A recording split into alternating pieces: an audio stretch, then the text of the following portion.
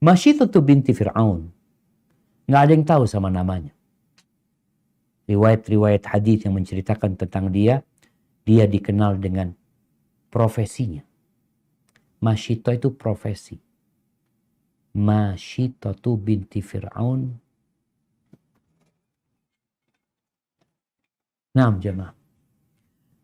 Masyitatu binti Fir'aun itu profesinya tukang sisirnya putrinya Fir'aun.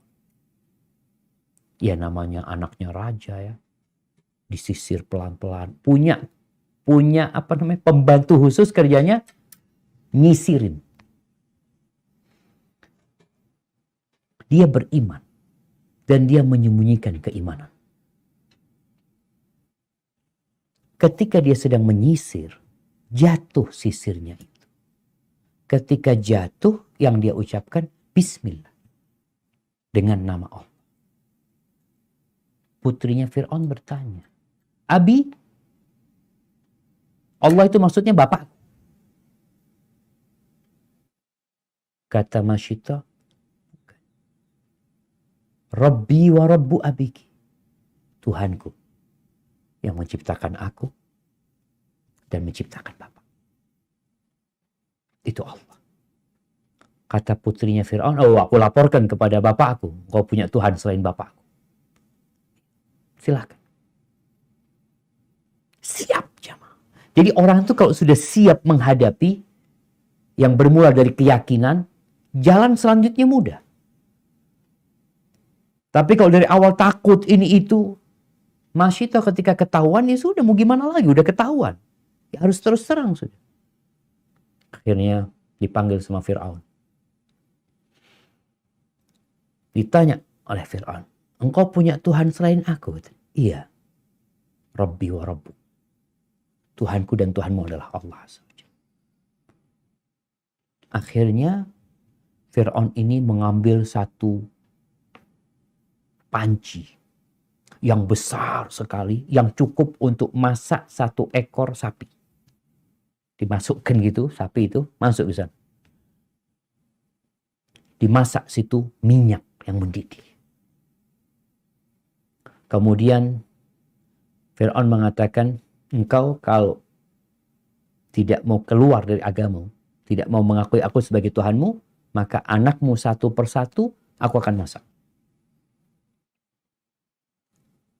Kata Masyitah, nggak apa-apa, tapi aku boleh minta sesuatu.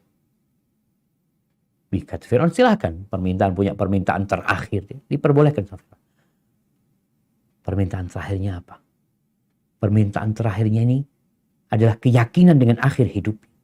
Dia mengatakan, nanti tolong tulang-tulangku dan anak-anakku dibungkus di satu tempat dan kuburkan. Dia yakin akan mati sudah. Dia nggak akan mundur dari garis itu.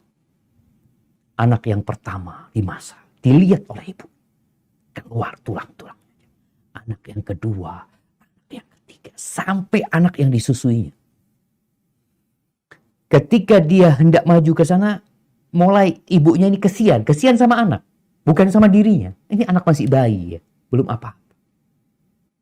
Dan kita bayangin ya, ketika anak pertama itu dilemparkan teriak-teriak, mungkin ini ibunya bagaimana? Subhanallah. Innallaha ma'as sabirin. Allah bersama orang yang sabar. Tatkala ibunya ini sudah 3 anaknya mati, masa kemudian dia mau mundur? Maka Allah kuatkan dia jemaah.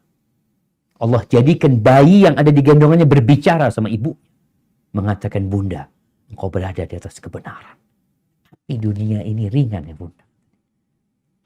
Itu menguatkan ibunya. Akhirnya dia loncat ke dalam api. Ke dalam minyak yang dimasak tadi. Rasulullah SAW mencium bau yang wangi itu ketika Isra Mi'raj. Lalu Jibril cerita, ini adalah baunya Masyitah binti Fir'aun bersama putra-putri. Apa yang menyebabkan dia melakukan itu? Dia lebih cinta sama Allah daripada segala-galanya. Dia yakin bahwa kehidupan dunia akan berakhir. Nggak mati hari ini, besok aku mati gitu loh. Kita mikir nggak? Hari ini kita nggak mati, besok kita bakal mati. Kesenangan kita nggak akan lama di muka bumi. Dan kita tahu ada surga dan neraka. Dan kita tahu ada kenikmatan yang lebih nikmat daripada kehidupan di dunia ini. Nanti di akhirat, 1 hari sama dengan 1000 tahun. Apa gunanya hidup 1000 tahun di dunia? 1000 tahun di dunia, kalau ternyata di akhirat cuma 1 hari. Itu yang menyebabkan orang bersabar ya. Kemudian kita tatkala kita terkena musibah, langsung kita doa minta sama Allah. Allahumma afrigh alaina sabra. Kemudian tatkala kita lemah iman kita, mulai ada pikiran-pikiran buruk, Allah perintahkan kepada Nabi untuk sholat. Wasta'inu bis sabri was salah. Minta tolonglah kalian dengan bersabar dan sholat. Banyak bertasbih. Itu yang menyebabkan orang akhirnya kuat kesabaran. Hadza wallahu a'lam.